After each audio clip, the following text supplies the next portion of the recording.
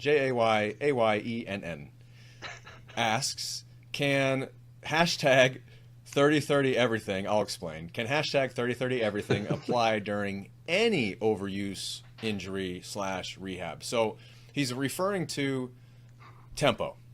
The 3030 is 303 really. It's 3 up, 3 down, like for a squat. 3 seconds down, 0 pause, 3 seconds up. So this is the tempo that we actually have in the upcoming Clinical Athlete Rehab templates that we have in beta testing right now. And it's also the tempo that is commonly prescribed in the tendinopathy literature, especially for patellar tendinopathy or any heavy, slow resistance training protocol that I've seen is utilizing some type of tempo, and a lot of times it's that 3 up, 3 down tempo. So the question is, does this apply to any overuse, injury, or rehab? And overuse is typically synonymous, or not synonymous, but equated with tendinopathy type symptoms, especially if they're chronic. It's a chronic inability to adapt to the training load. And so to make a point here, there's nothing that I know of or that I've seen that makes tempo special by way of the physiological change that occurs in the tendon or the tissue. What I mean by that, it doesn't, load is load. So it's not that it's not some special effect from the tempo that creates the change. We don't actually know exactly why heavy slow resistance helps and what doesn't, and also they just picked the 3 up, 3 down as an arbitrary marker.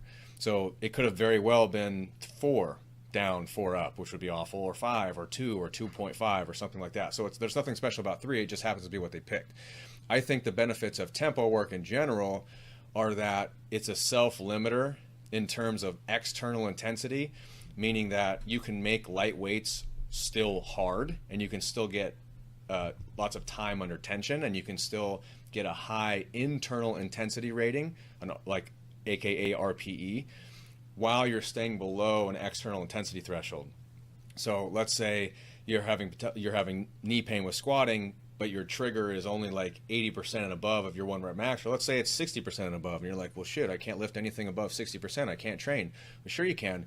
You can lift 50% and go 3 up, 3 down, 3 up, 3 up, 3 down.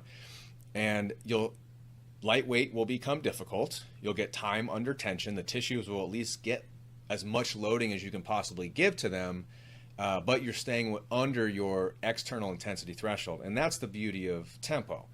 So then the question of, can it be applied to any overuse or rehab in general? Yeah, I mean, I think so. It's just a variable that you have in your back pocket. I keep tempo normal if they can tolerate it.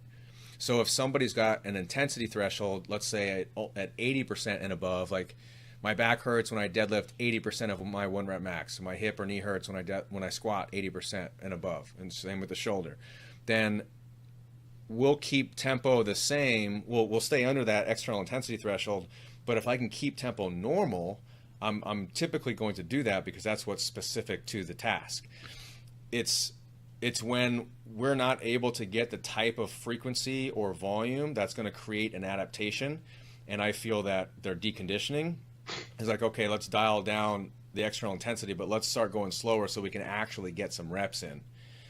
So it is just, it absolutely can be applied to any rehab scenario if you feel that it's necessary. It doesn't have to be, though, and I don't think it's anything magic in tendinopathy either. I just think it's a quick, easy way to get somebody to continue to move through full range of motion while staying under their training threshold.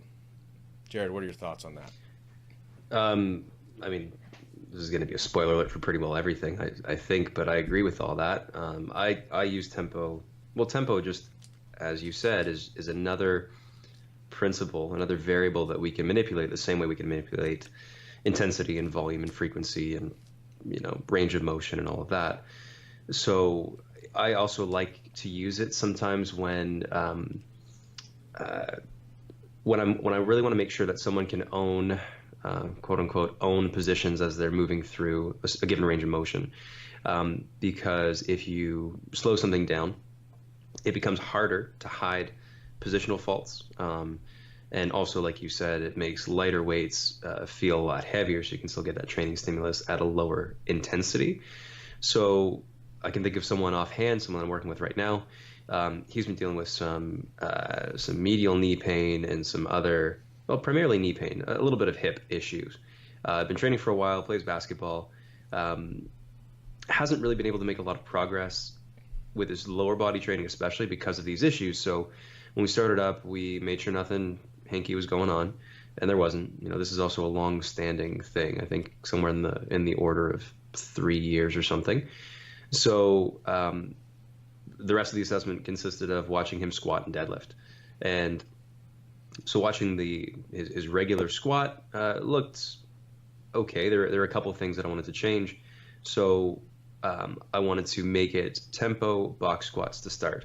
The box, because that helped us to limit range of motion and keep it consistent too. Plus, it gave him a bit of a sense of reassurance because balance was something that we were kind of working on. So if anything went haywire, he could always just sit down onto the box.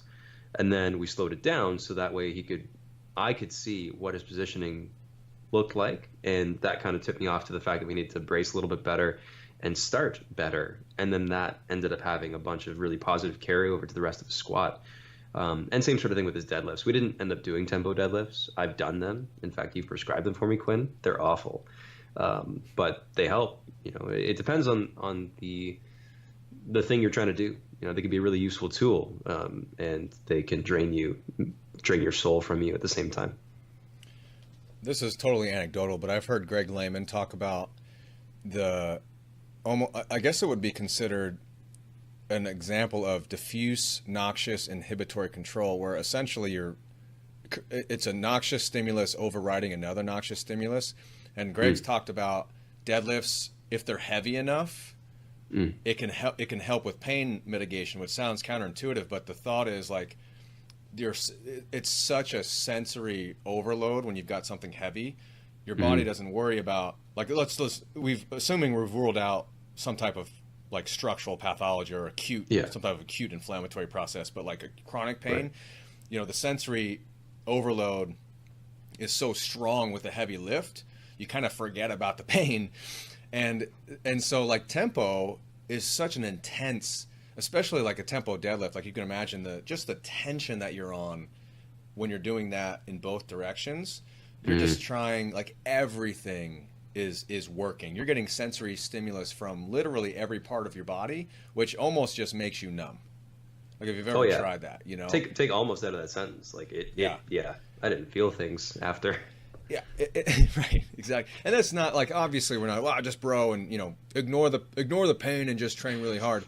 But you've got, like, if you've established the fact that nothing's going to rip off the bone, and we're dealing with some type of just an acute sensitization, and we've had the pain talks and we've had the fear avoidance talks and all these things. Like, ultimately, rehab has to be hard. If you're trying to create an adaptation or some type of like graded exposure effect, you've got to push thresholds and you've got to push boundaries, and that's the way it is.